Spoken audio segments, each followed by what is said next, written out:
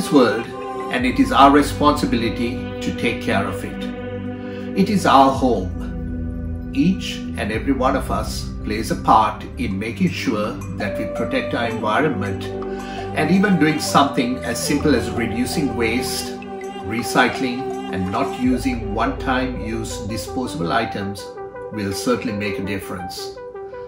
The mission is simple, and it is not just a battle, but a long war that needs your support, so that your children and your grandchildren and all those that come after them will thank you for leaving a less polluted world.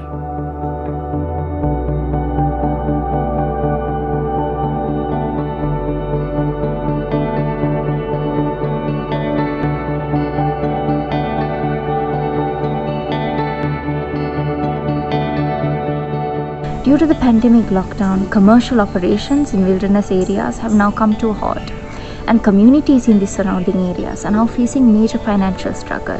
The lack of the public eye and the difficulties the small income communities are facing around the island has unfortunately left room for poaching activities, especially by means of wire snares, which can cause harm to and kill absolutely any and every animal that stumbles upon them.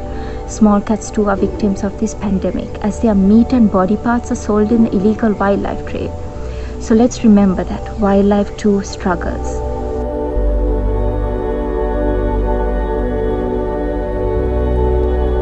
We all know the greatest threat to the planet and the humanity today is the climate change. Unfortunately, the rainforests including Amazon, Congo, Borneo, and even the Singaraja rainforest in Sri Lanka has faced a similar fate in getting its forest cover reduced largely in the past. When the British arrived in early part of 1800s, we've had more than 85% of the forest cover. And when they left in 1948, we had a 50% of the forest cover. From 1948 to date, just over a period of half a century, we've had 33% of a forest cover lost, up to 17% today. And unfortunately, we have more bad news. With the removal of Circular 5 of 2001, we are going to lose another 700,000 hectares of forest. The government, the businesses, the citizens have to be more proactive, and we need to identify our key critical ecosystems which provides us the rain, the water from which we irrigate and cultivate. And we need to ensure that our forest cover remains intact. Unfortunately, the government says that it wants to increase its forest cover up to 30% from 29.6 as the government figure stays, which is, for me, is I think a very narrow target. We take Finland, if you look at Bhutan, if you look at Costa Rica, if you look at Sweden, you look at many other countries, both developed and are developing. Even if you look at countries such as Taiwan, and if you look at how the Singapore is trying to do things, and we need to go for a better target. Our target has to be very realistic in a way that we improve our forest cover with a proper clear vision. If you look at South Korea, which has improved its forest cover immensely through a nationwide reforestation campaign, so we could do that as well. But our government have to have a proper policy and proper objectives and proper targets in place for this.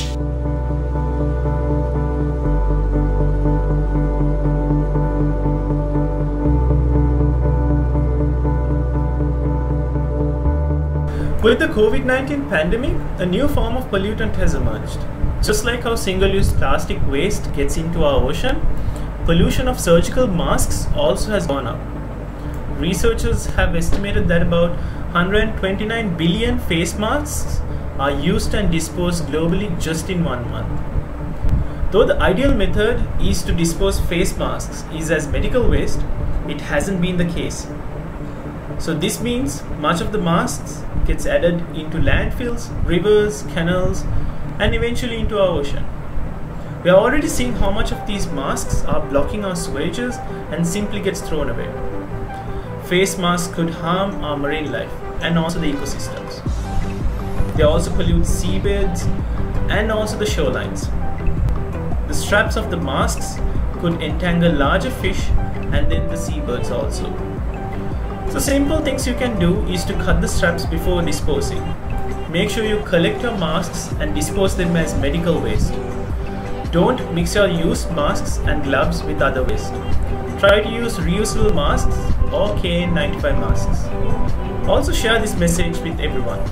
If we all are considerate and responsible, we can help protect ourselves and sustain our environment. Wishing you a very happy Environment Day.